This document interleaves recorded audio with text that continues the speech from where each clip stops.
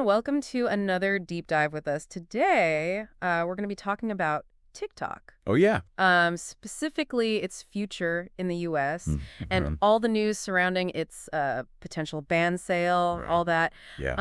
And we're looking at a really fascinating Bloomberg Technology special report that they put out on YouTube. Bloomberg does great work, I think. Yeah, definitely. They have really smart people working over there. Yeah, and this is a really timely topic. So much is happening every single day. I mean, it's a little hard to even keep up with it. Yeah, and the Supreme Court ruling right. just throws another wrench into things. Yeah, so that's kind of where I wanted to start, actually. Okay. Because that really seems to have been what kicked off this whole new wave of news, yeah. Yeah, so basically what happened was that the Supreme Court upheld this law that allows the U.S. government to, ban TikTok. Right, or force a sale. Or force a sale, exactly. So you would think that would be the end of it. You'd think that's the final word. Yeah. Yeah. But it really isn't. It's actually the beginning. Yeah, it just gets more complicated from there. Yeah, it just kind of shifts the power to the Trump administration. Right, and that is where things get interesting. Yeah. Because Trump actually campaigned on protecting TikTok. Right. And saying that he would, make sure that it was available for American users. But now he seems to be changing his tune a little bit. Yeah. The report actually mentioned that he had a phone call. Oh, yeah, with Xi Jinping? With Xi Jinping and the Chinese president. Yeah, and it seems like there might be some kind of backroom dealing going on. Yeah, I mean, it's hard to say for sure, but it does seem like maybe... International relations are playing a part? Yeah, more of a role than we might have initially thought. Yeah, definitely. Because Trump's always been all about deal-making. He loves a good deal. Yeah, and I mean, I guess you could say that he's kind of a master negotiator in a way. Sure. But it does make you wonder if he's using TikTok as like a bargaining chip. Right, like leverage in a bigger game with China. Yeah. Like trade negotiations or something? Yeah, and that just seems like such a risky game to play with something that's so popular. I mean, millions of Americans are using this app every day. Yeah, I mean, we know people who use it every day. It's crazy how popular it is. It's a big deal. And for a lot of people, they make money off it. Right. It's their livelihood. Yeah, we'll get into that a little bit later. Yeah, definitely. But for now, I just can't get over how strange this whole situation is. You have this genuine bipartisan concern in Congress about the security risks. Right.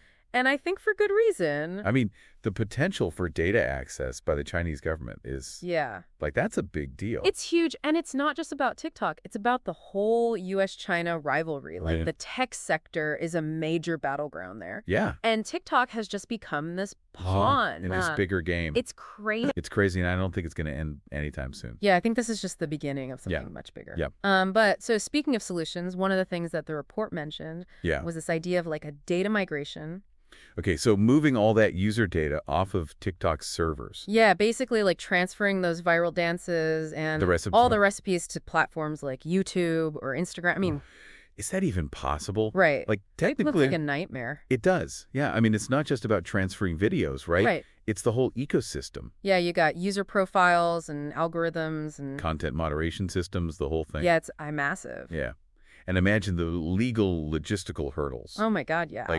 Who's going to pay for all of that? And what about the risk of data loss?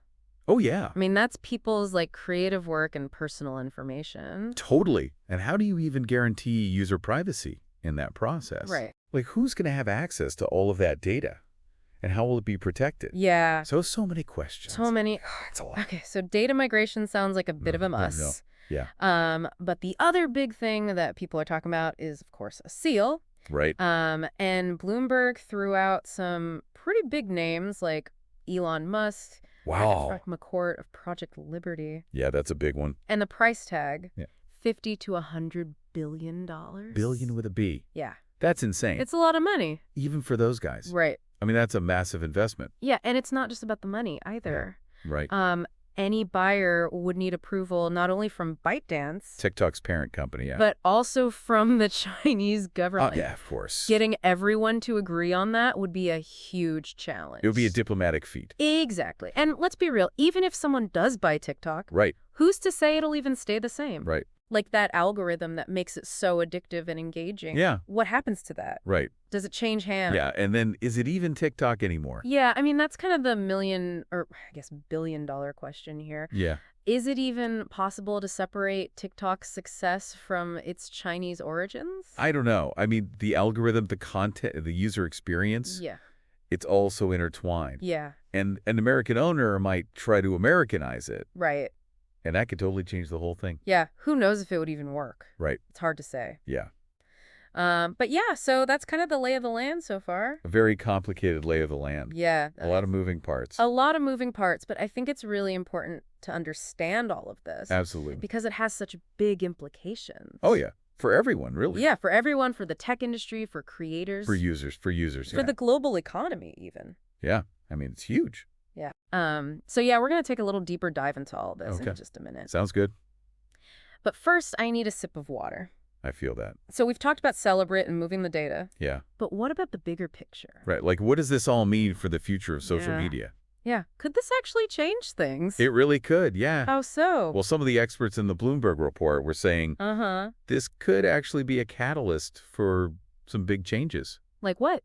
especially for American tech. Oh, really? Like Yeah. more innovation or something? Exactly. Like a whole new wave of American-made social media apps Oh, wow. that could actually compete with the Chinese apps. So they're saying that this whole TikTok situation might actually give American companies an advantage. Exactly. Interesting. Yeah, because if users are looking for a TikTok alternative Right. And they want something that's, maybe a little more trustworthy. with their data. Yeah. Yeah, and that's a huge opportunity for American companies to step up. Yeah, they could really focus on building apps that are... That people actually want to use. Yeah, that are engaging but also prioritize privacy Right.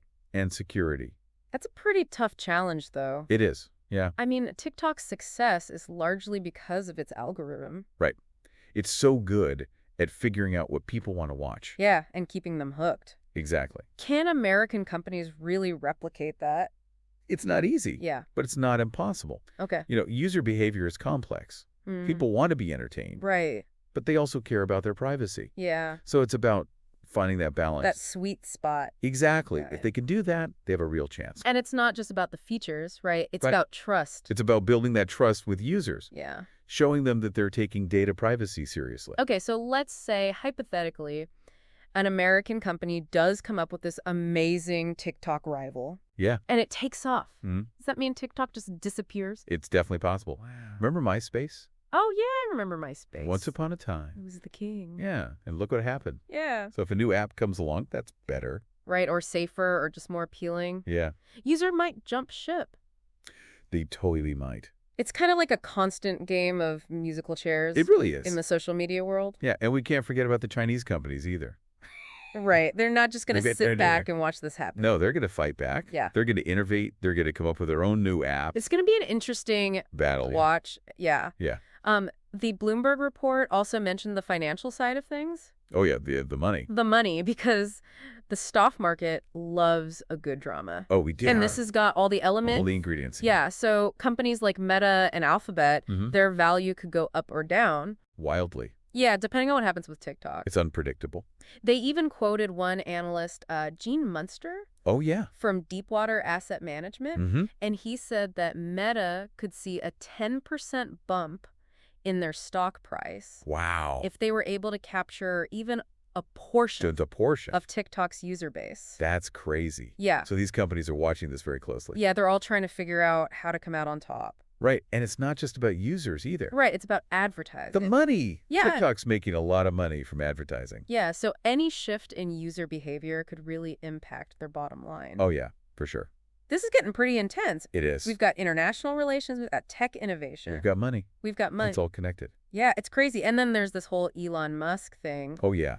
The possibility of him buying TikTok? That would be wild. That would be crazy. And he's known for shaking things up. Yeah. Who knows what he would do with it? Yeah, he could turn it into a platform for Tesla or SpaceX. SpaceX or something. He could launch his own cryptocurrency on there. Seriously. Who knows? Anything is possible. With Elon. With Elon, but even for him, Yeah. there are still rules and regulations. Right, the Chinese government would have to approve it. Exactly, and they might not want to let go. Of one of their most successful companies. Exactly. Especially to an American. Yeah, and even if it does happen, can you really replicate TikTok's magic? That's the question. It's like trying to bottle lightning. Yeah, that algorithm, that community. Indeed. You can't just buy that. And it's become such a cultural phenomenon. It has. I mean, back in 2023 when there was that proposed ban, yeah, users really rallied against it. They did. And TikTok played a big role in that. Amplifying those voices. Yeah, mobilized. It showed the power of social media. Yeah. To connect people. To give them a voice.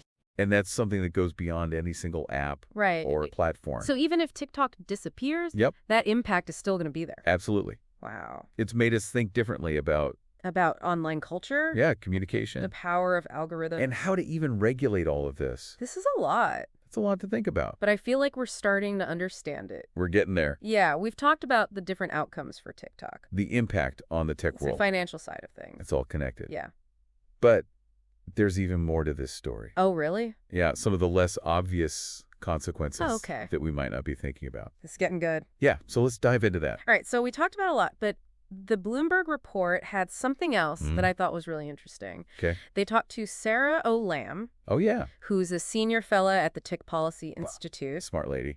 And she brought up this question about whether American policymakers can really convince young people that U.S.-made social media apps are like a better choice. I see. And I thought that was so interesting because you can regulate, you can even ban apps, but at the end of the day, users are going to use what they want. Exactly. And right now they want TikTok. They do. So it's not really about patriotism or even data security. It's about something else. It's about that feeling that TikTok gives you. Yeah, that's something that American companies just haven't been able to crack. Exactly, like that cultural zeitgeist you were talking about. Yeah, and the report kept mentioning how sticky those Chinese apps are. Oh, yeah. I think that's a big part of it. It's not just about the features. It's about that whole experience. It's like they've figured out the formula. Yeah, they make you want to keep coming back for more. And the algorithm plays a huge role in that. Oh, It personalizes everything. Yeah. The recommendations, the video, it's like it knows you better than you know yourself. Yeah, and it creates this feeling of discovery. Right. Like you're always finding something new. So even if an American company builds an app with all the same features, can they really compete with that? I mean, that's the million-dollar question. Yeah. It's a huge challenge. Because the algorithm is so sophisticated. Incredibly. Yeah. But I don't think it's impossible. Okay. American companies have a lot of resources. Right. They have smart people. They just need to focus on the right things. So what are the right things? Well, I think it starts with understanding what makes these Chinese apps so successful. Okay, so learning from them. Yeah, but not just copying. Right. It's about understanding the principles behind it. Okay. And then using those principles to create something new. So innovating on top of that. Exactly. And they also need to address the concerns that people have. Yeah, like data privacy. Right. If they can convince users that they're taking that seriously, that could be a huge advantage. Okay, so that makes sense. But isn't there a risk of, like, over-regulation? Oh, yeah, that's a good point. Like, if the government gets too involved in trying to control what these apps look like, won't that just stifle innovation? It could, yeah. It's a delicate balance. Yeah. They need to protect users, but also allow for creativity. So it's about creating a level playing field. Exactly. Where everyone has a chance to succeed. And where users feel safe. Right. Knowing that their data is being protected. This is so much bigger than TikTok. It is. It's about the future of the internet. Yeah. Are we headed towards a world where every country has its own internet? Right, like a fragmented internet. Yeah, or can we maintain this open global digital space? It's a big question. A huge question. And I don't think there are any easy answers. Definitely not. But the decisions that are made now. Yeah, about TikTok and about American tech. They're going to have huge consequences. Absolutely. This is going to shape the digital landscape for years to come. It's crazy to think that an app that started with people dancing could lead to all of this. It's a reminder that technology is never just technology. Right. It's always connected to culture, politics, power. And as technology keeps advancing, these conversations are only going to get more important. So what does this all mean for our listeners? I think the biggest takeaway is to be aware. Okay. Be aware of what's happening, the different arguments, the potential consequences. Right. Don't just be a passive consumer of technology. Yeah. Be an active participant. We need to engage in these conversations. We need to educate ourselves. And demand better from our tech companies and our leaders. And at the end of the day, it's about making choices. Right. What do we value? What are we willing to risk? What kind of future do we want? Those are the questions we need to be asking. Wow, that's a lot to think about. It is. But we can't just sit back and wait. No, we need to be proactive. We need to be informed. And we need to make our voices heard. That's a great point. The future is still being written. Yeah. And we all have a role to play in shaping it. Wow, that is a powerful thought to end on. Thank you. Thanks for diving into this with us. It's been a pleasure. It's been a fascinating journey. It really has. And remember, even though our deep dive into TikTok is ending, the conversation doesn't have to keep exploring, keep questioning, keep pushing for a better digital world. Absolutely. That's it for this episode of The Deep Dive. Great talking with you. We'll be back soon with another topic to explore. Can't wait. Until then, happy diving, everyone. Time 6.